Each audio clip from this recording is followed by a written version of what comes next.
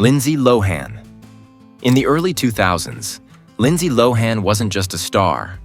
She was the moment. From The Parent Trap to Mean Girls, she had that perfect mix of charm, confidence, and real acting skill that made Hollywood fall in love. Every magazine cover, every red carpet, Lindsay owned it. She was the ultimate teen icon who looked destined to stay at the top for decades.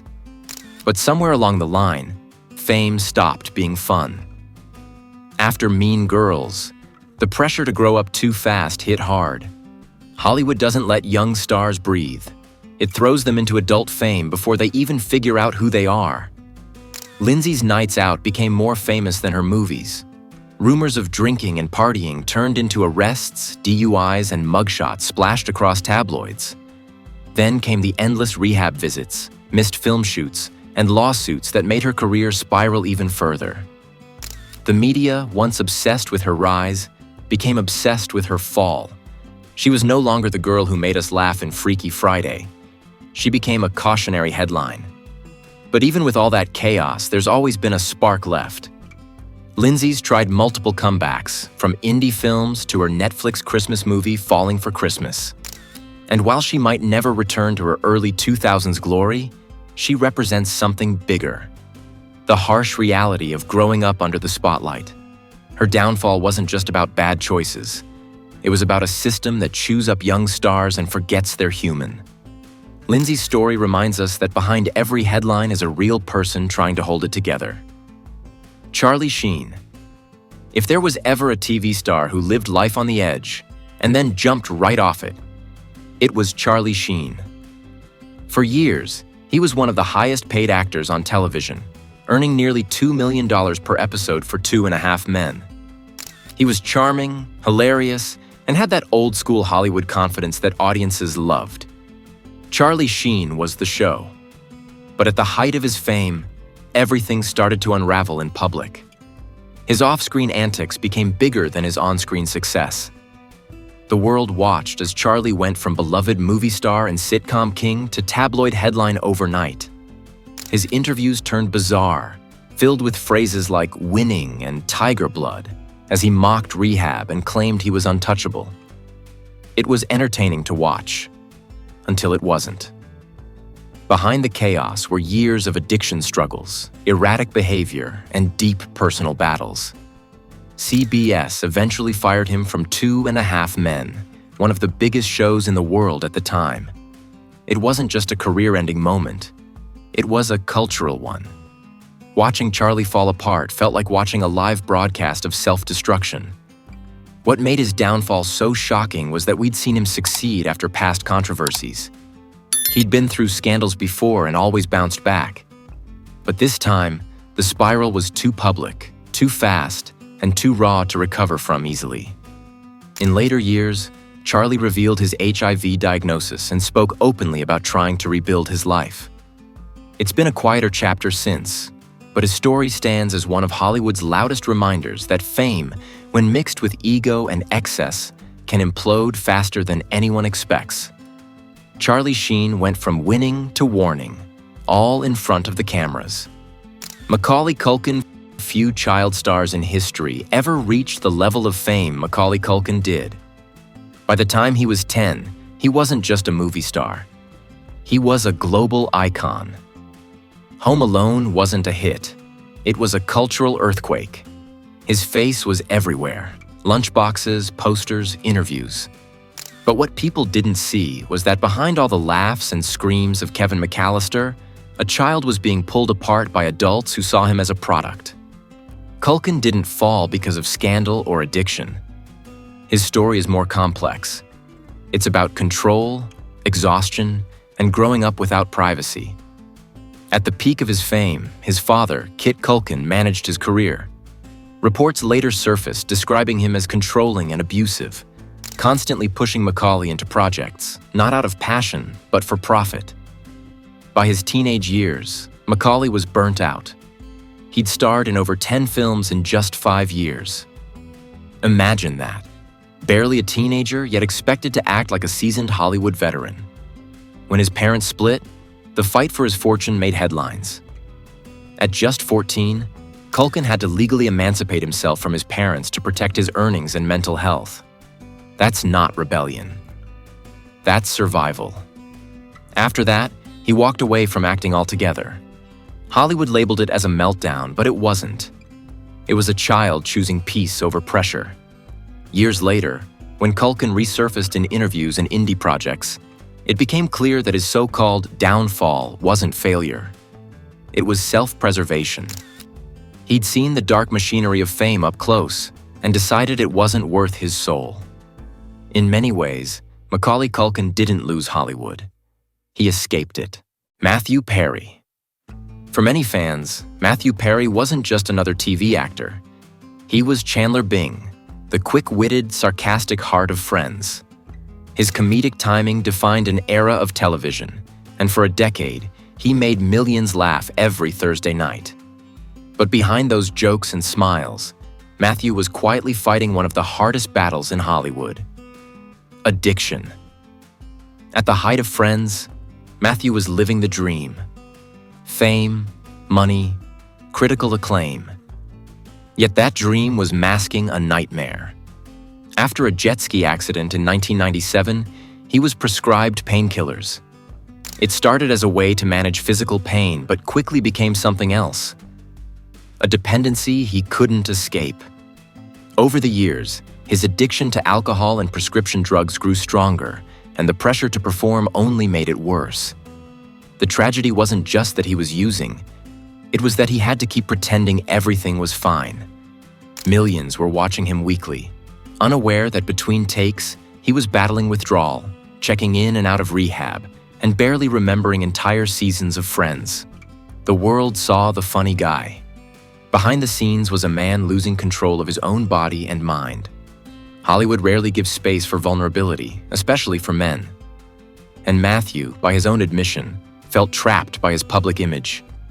How could the guy who made everyone laugh admit he was falling apart? But he did. He turned his pain into purpose, spending years helping others with addiction, speaking openly about recovery, and writing one of the most honest memoirs in celebrity history. His journey wasn't just about downfall, it was about resilience. Matthew Perry showed that fame can't fill the void inside, but honesty can begin to heal it. He taught the world that behind the laughter, there's often a fight no one sees. Taryn Manning. Taryn Manning's story is one of raw talent meeting relentless pressure. And what happens when the fame machine stops caring? Most people remember her as Pennsatucky from Orange is the New Black, or for her breakout role in 8 Mile. She had grit, authenticity, and that rare screen presence that made her impossible to forget. But her life off-screen became far more complicated than the tough character she played. Taryn's background wasn't glamorous. She grew up in poverty, raised by a single mother who struggled to make ends meet. Acting wasn't just a dream, it was an escape route. So when success finally came, she grabbed it with both hands. But Hollywood success often brings new battles. And for Taryn, those battles were deeply personal. In interviews, she's admitted to struggling with substance abuse and mental health challenges that the industry didn't help her address. Only exploit. Her behavior began making headlines in the mid-2000s. Crazy Instagram lives, cryptic posts, and public confrontations that left fans confused. But what most people didn't see was the exhaustion of someone trying to balance fame with untreated trauma. Unlike many stars who could hide their pain behind PR teams, Taryn's breakdowns happened in real time, on social media. Each time she tried to speak out about Hollywood hypocrisy, her loneliness, her addictions, her words were twisted into entertainment. It was a cycle that turned vulnerability into a spectacle. Her downfall wasn't fueled by arrogance or scandal. It was fueled by a system that rewards chaos more than healing. Every time she reached out for help, the media used it as a headline. And yet, even through all that noise, Taryn has fought to rebuild herself, focusing on music, sobriety, and self-awareness. Taryn Manning's story is a reminder that Hollywood doesn't always destroy people with fame. Sometimes, it destroys them with indifference. Roseanne Barr. Roseanne Barr's downfall didn't come from slow decline. It came like a lightning strike. For years, she was one of television's biggest powerhouses. Her sitcom Roseanne wasn't just a hit, it redefined the American family sitcom. It was raw, relatable, and brutally honest. A working-class family portrayed with humor and heart. And at its center was Roseanne herself, outspoken, hilarious, and fearless. But that same boldness that made her a star would later become her undoing. After years out of the spotlight, the 2018 reboot of Roseanne brought her back into the cultural conversation. Fans were thrilled. The revival premiered to massive ratings, proving that audiences still wanted the Connors. But within months, everything imploded. Roseanne posted a tweet about a former political advisor that was widely condemned as racist. The backlash was immediate and fierce. Within hours, ABC canceled her show, the very show she had built her career on. Years of success vanished overnight. Roseanne claimed her comment was misinterpreted, later blaming it on medication and exhaustion, but the damage was irreversible. Her downfall wasn't about addiction or mental health. It was about the new landscape of fame, where one mistake online can erase decades of goodwill. Roseanne had always been controversial, but the 2018 social media world had no patience for the kind of shock humor she built her brand on in the 90s. It was a collision between two eras, old-school provocation and modern accountability. In the end, her legacy became divided. Half saw her as a comedy pioneer, the other as a cautionary tale about how the internet changed celebrity forever. Roseanne Barr's downfall was proof that in today's world, fame isn't lost on stage. It's lost in a single tweet. Jussie Smollett. Jussie Smollett's fall from grace wasn't just shocking. It was almost cinematic. At one point, he was a rising star with everything going for him. His role as Jamal Lyon on Empire made him a household name. He wasn't just acting, he was representing something powerful. A confident, openly gay black character in a major network drama. Hollywood adored him, fans admired him, and for a moment, Jussie seemed unstoppable. Then came January 2019, the night that changed everything.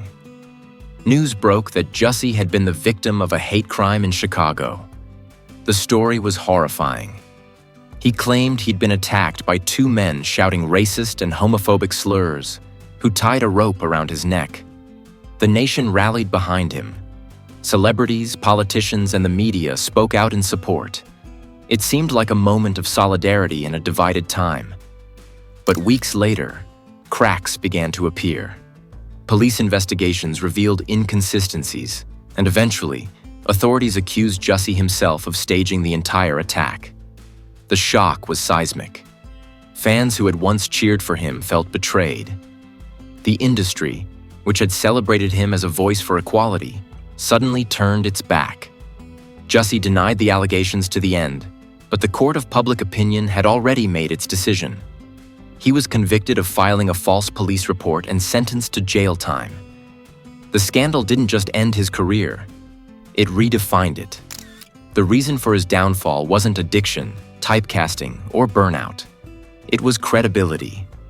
In Hollywood, reputation is currency, and once the public doubts your truth, it's almost impossible to earn it back. Jussie Smollett's story became one of modern fame's biggest cautionary tales. How a single act of deception, real or perceived, can destroy everything fame built. Katherine Heigl. Katherine Heigl's story might be one of the clearest examples of how Hollywood can turn on someone almost overnight. Not because of scandal or addiction, but because of reputation. In the mid-2000s, she was everywhere. After her breakout role as Izzy Stevens on Grey's Anatomy and her charming performance in Knocked Up, she seemed destined for a long career as one of America's favorite actresses. She had charisma, comedic timing, and leading lady appeal. But success came with a shadow, the label of being difficult. It started in 2008, when Heigl publicly withdrew her name from Emmy consideration, saying she didn't think the Grey's Anatomy writers had given her material worthy of nomination. To the public, it sounded like honesty. To the industry, it sounded like arrogance. Suddenly, headlines painted her as ungrateful and hard to work with. Then came Knocked Up. The film was a massive hit, but Heigl's later comments calling it a little sexist didn't sit well with producer Judd Apatow or co-star Seth Rogen. Hollywood doesn't easily forgive public criticism, especially when it comes from within. She wasn't just speaking her mind. She was breaking one of Hollywood's unspoken rules. Never bite the hand that feeds you. What followed was a quiet exile. Film offers slowed down. Studios hesitated to hire her, fearing she'd be too outspoken or high maintenance. It wasn't that her talent disappeared. Her image did. Years later, Heigl spoke openly about that period, admitting she was struggling with anxiety and trying to assert herself in a system that punished women for doing exactly that.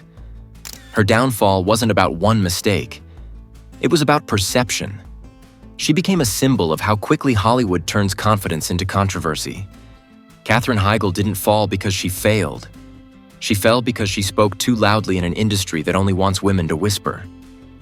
Gary Coleman's story is one of the most tragic examples of how early fame can turn into lifelong struggle. Not because of scandal or ego, but because of financial exploitation and broken trust. In the late 70s and early 80s, Gary was one of the most recognizable faces on television. His role as Arnold Jackson on Different Strokes made him a household name. That smile, that catchphrase. "What you talking about, Willis?" It was everywhere. He was a millionaire before he was even a teenager.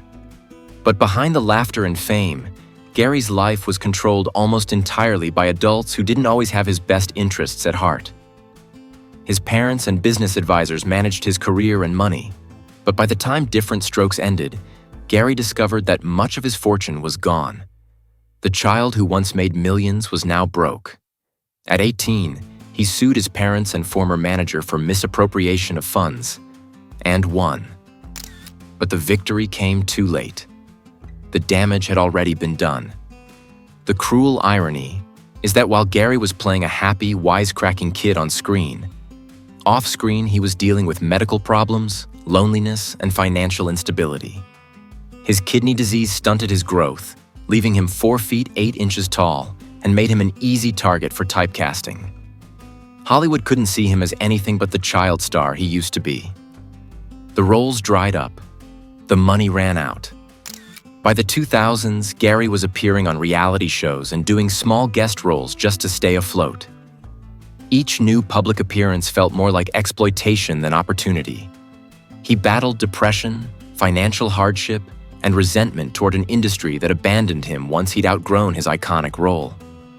Gary Coleman's downfall wasn't about fame destroying him. It was about fame using him.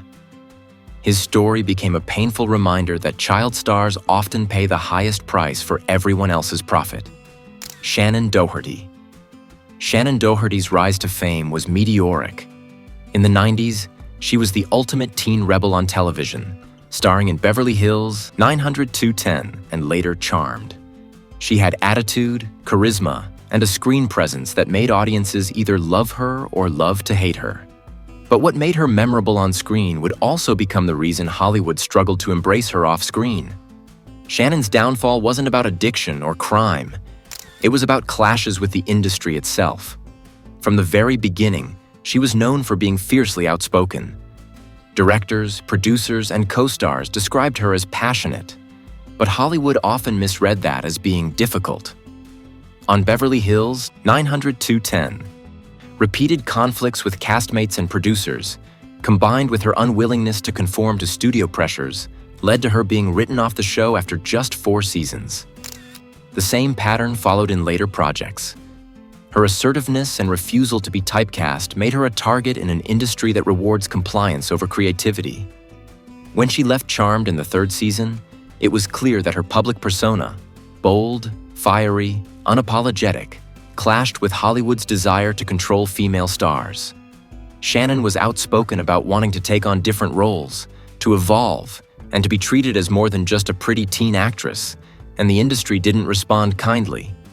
Compounding her struggles were health challenges, including a highly publicized battle with breast cancer in later years, which forced her to step back from the spotlight. Fans respected her resilience, but opportunities had already been limited by years of tension and typecasting. Shannon Doherty's story reminds us that sometimes fame doesn't destroy talent. The industry does. Her downfall wasn't personal failure. It was the clash between a strong-willed actress and a system that prefers compliance over courage. Fame can lift stars high, but also expose them to immense pressure. Behind every headline is a real person, and these stories show how quickly success can turn into struggle. If you enjoyed watching, don't forget to hit that like and subscribe button and drop us a note in the comments letting us know what you want to see us do next.